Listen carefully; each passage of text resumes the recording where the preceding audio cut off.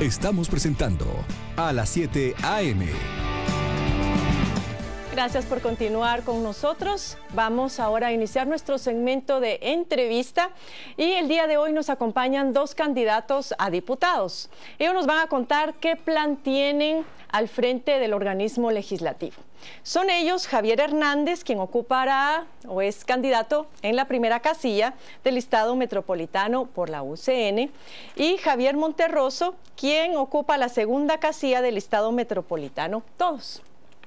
Vamos a iniciar hablando un poquito sobre las motivaciones y un poco sobre su pasado, para luego focalizarnos en cuál es el plan que ustedes proponen a la ciudadanía. Y empezamos con usted, señor Hernández. Hace algunos meses usted había hecho público su interés en participar, pero como candidato a alcalde, y estuvo en conversaciones con Líder. Incluso informó a un medio de comunicación que tenía alrededor de 10 millones de quetzales que podía usted invertir en su campaña. Ahora va por esta casilla, pero por el partido UCN y como candidato a diputado. ¿Cuánto fue el aporte que usted dio en esta oportunidad a la UCN para ir en ese privilegiado lugar? Ya, ese es uno de los temas sobre el cual fueron parte de las pláticas de UCN. En UCN no se paga por ninguna casilla, a diferencia de otros partidos. Fue una de las cosas que me motivó para entrar al partido de la UCN, donde uno no paga por una posición dentro del partido. ¿Pero quién financia entonces su campaña? Yo la financio propiamente. Yo, o sea, de mis recursos, de todo mundo es sabido. ¿Y cuánto dinero va a invertir esta vez en la Fíjese campaña? que más o menos es alrededor de unos 4 millones que están distribuidos de diferente manera.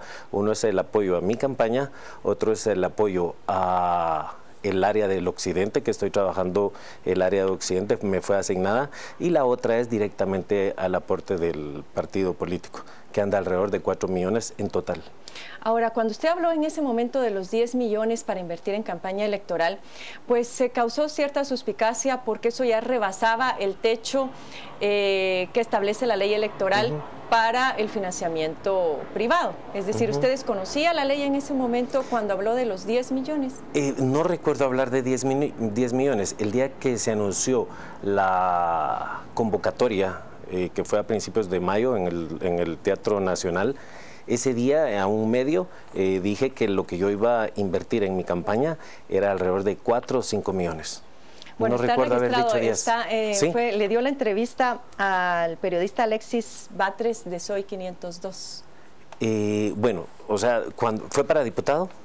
Cuando estaba de candidato a alcalde. Ah, candidato a alcalde, esa es otra cosa.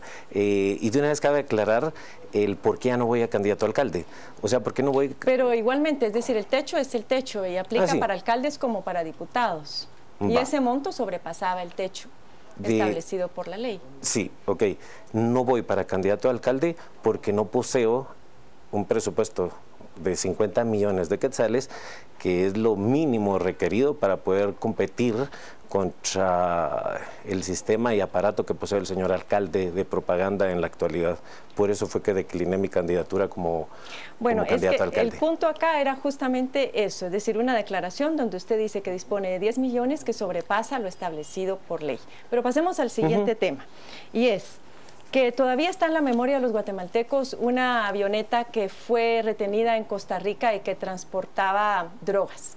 Por otro lado, también un helicóptero en el que viajaba el exministro de Gobernación, Vinicio Gómez, también era de su propiedad. Sí, así es. ¿Qué podría decirnos sobre, primero sobre la avioneta que era de su propiedad? La avioneta ya fue esclarecido. Yo vine aquí no solo a Canal Antigua, sino a todos los medios, donde yo no tenía absolutamente nada que ver. En 18 meses no ha sido abierto ningún expediente por parte del Ministerio Público. Yo me hice presente a la Embajada de Estados Unidos a aclarar mi situación. Yo fui el que me presenté y, digamos, cualquier guatemalteco puede violar las leyes en Guatemala y salir limpio, pero el gobierno de los Estados Unidos ahí no se puede. Pero la avioneta sí transportaba droga. Sí, sí transportaba droga. Era de su propiedad, pero no establecieron esa vinculación. No era de mi propiedad, la tenía yo en un contrato de leasing. Y además ya poseo una declaración por parte del piloto, tanto verbal como escrita, donde yo no tuve absolutamente nada que ver con ese vuelo, y además por parte de los tribunales de Costa Rica, donde tampoco nunca se abrió ningún expediente en mi contra. De lo contrario, durante 18 meses ya fue tiempo suficiente para que la ley investigara y se diera cuenta si yo estaba vinculado o no, cosa que no lo estoy. Y la última pregunta es, usted es un empresario bastante exitoso. Gracias Es propietario de alrededor de 75 tiendas, de las tiendas Bullocks. Sí. Ahora bien, yo me pongo a pensar, si yo, por ejemplo, en este momento, yo soy politóloga, más bien me dedico a la academia, trato de pensar en que mejor voy a poner un negocio y me voy a dedicar a la empresa privada. Puedo hacerlo, porque al fin y al cabo, si yo me equivoco, la única que va a pagar los costos soy yo, o posiblemente un círculo pues muy reducido de personas a quienes yo, si no me va bien, les voy a quedar debiendo dinero. ¿Por qué es que en el caso de la política, solamente porque se es buen empresario, se piensa que va a tener un buen desempeño en política, cuando en la política un pequeño error no va a afectar a 100, a 200 o a 300 personas, sino a toda una nación? Es decir, ¿es suficiente contar con voluntad para lanzarse a un puesto público? No solo voluntad, capacidad.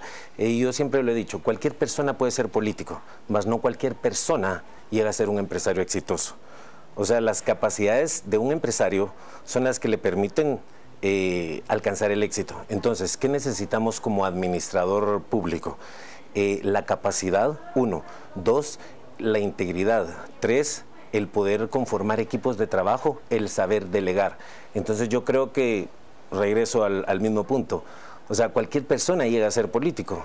O sea, no necesita de estudios, no necesita de preparación, no necesita haber demostrado su capacidad. Cualquiera es político. Ahora mencióneme lamentablemente, pero eso es justamente lo que está tratando de corregir ahora la sociedad civil, de que se cumpla justamente con el artículo 113 constitucional, que habla de la honestidad, de la idoneidad y de la integridad. Así es. Es decir, esa es la demanda actual de la ciudadanía. Pero como me interesa hablar de la propuesta, vamos ahora a hablar con Javier Monterroso. Él fue candidato también a diputado en las elecciones pasadas por el Movimiento Nueva República, un partido identificado con ideología de izquierda. Ahora participa por el partido Todos, cuya ideología es indiscernible.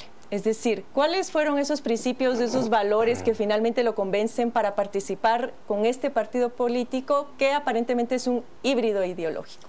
Bueno, Carmen, yo no diría que el partido Todos es un híbrido ideológico, precisamente es la correspondencia de ideas, esa similitud de ideas con Roberto Alejos, quien es el que me invita a participar en el partido Todos.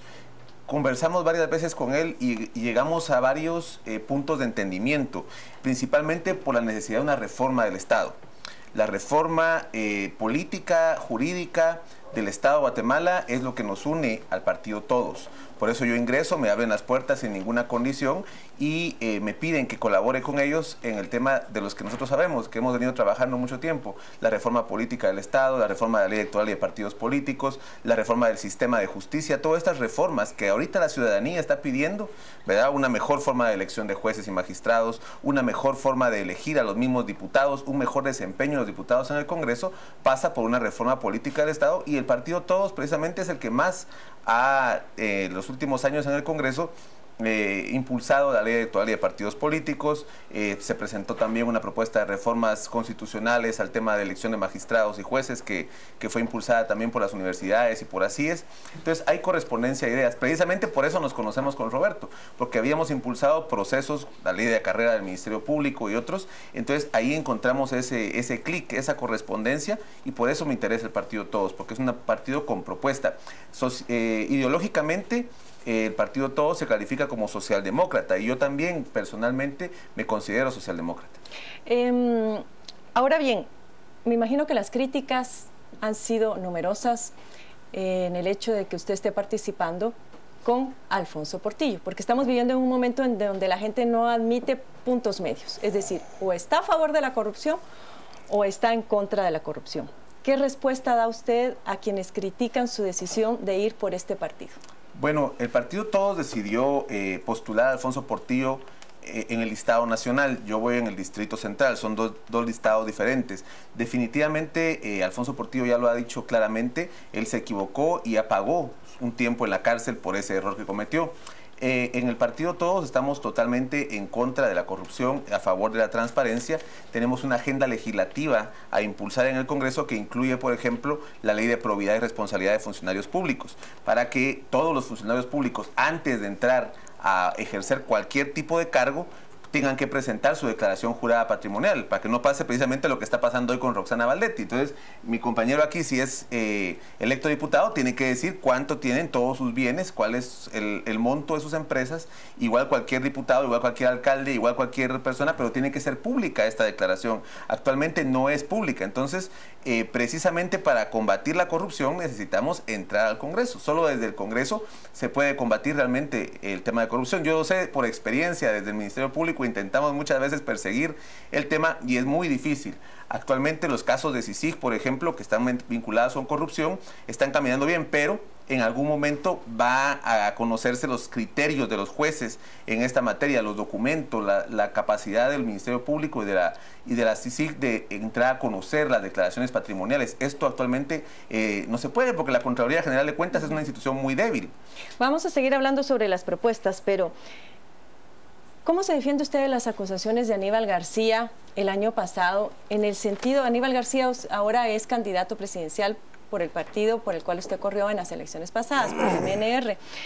Él hace unas acusaciones en cuanto a que usted estaba apoyando a una asociación para comprar dirigentes de ese partido político.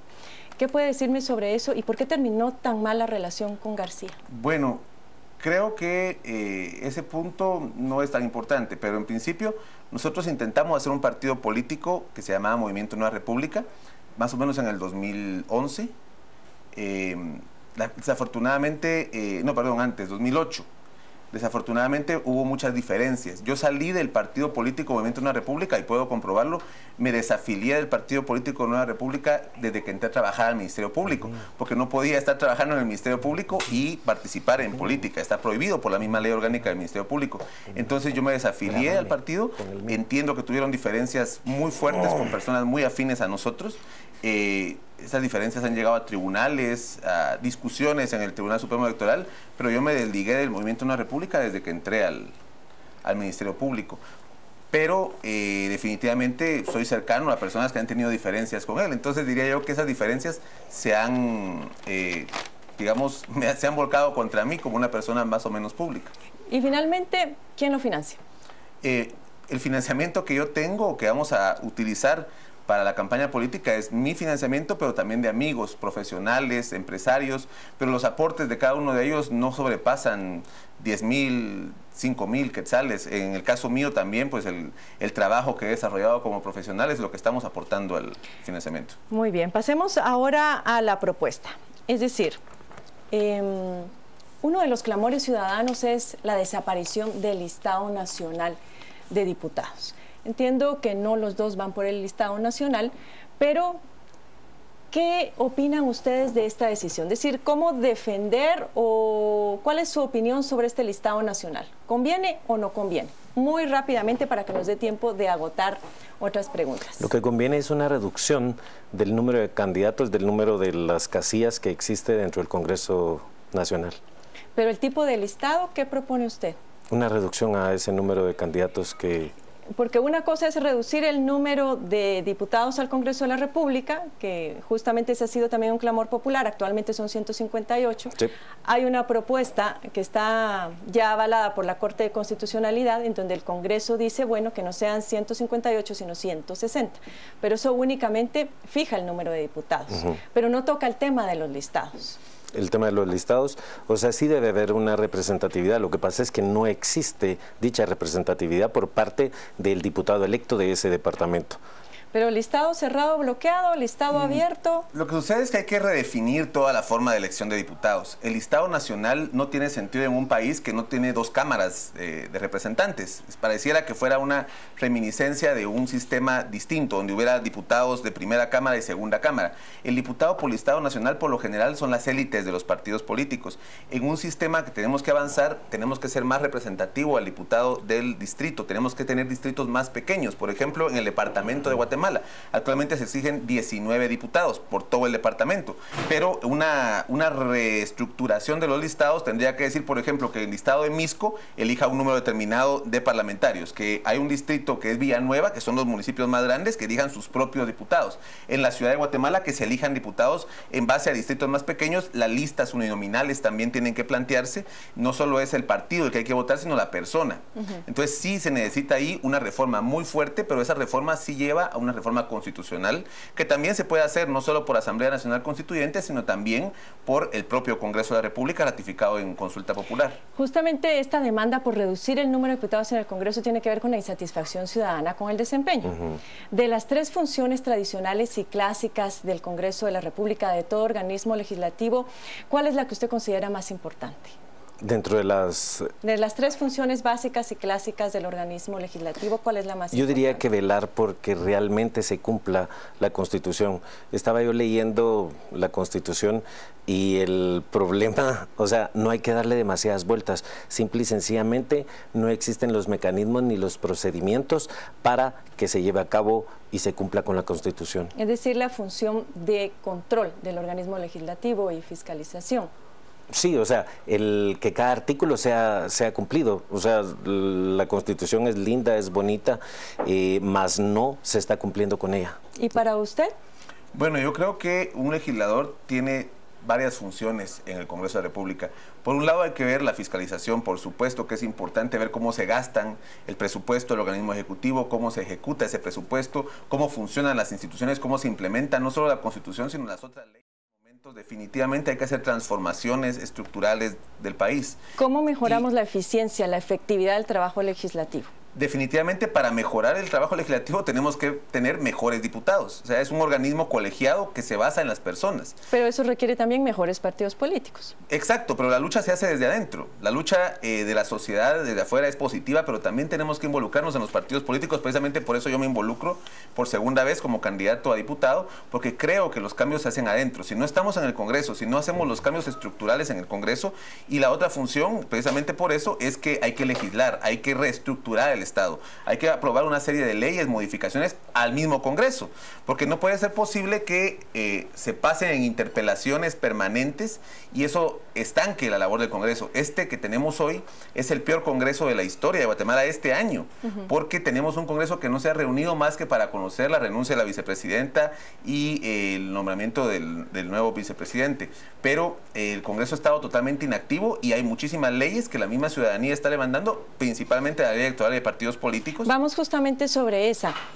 Señor Hernández, ¿cuáles cree usted que son las 2 reformas fundamentales, estratégicas, que hay que apoyar en las modificaciones de esta ley electoral y de partidos políticos? Una de ellas sería la no reelección de los diputados, sería una de las principales, o esa reelección condicionada, o máximo un periodo, 2 periodos de ejercicio de las funciones de un diputado.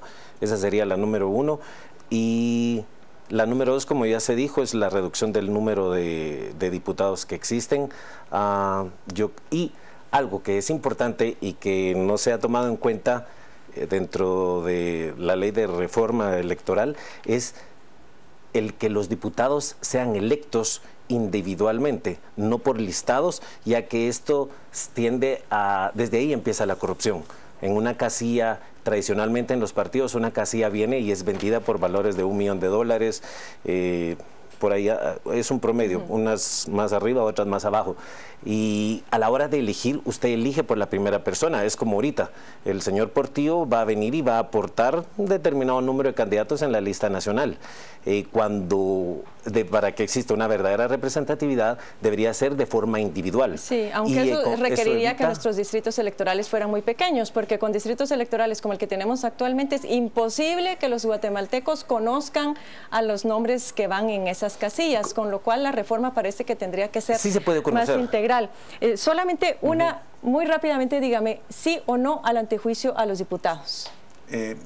Los diputados, ningún funcionario público debería tener antejuicio. Lo que hay que mejorar es el sistema de los filtros que tiene que tener un proceso penal. Pero volviendo al tema electoral y de partidos políticos, lo que está planteándose no son reformas electorales de partidos políticos. La reducción de diputados, la discusión de los distritos electorales, eso es reforma constitucional, porque en la Constitución es donde se establecen los distritos electorales, en la Constitución se establece que el diputado se pueda reelegir.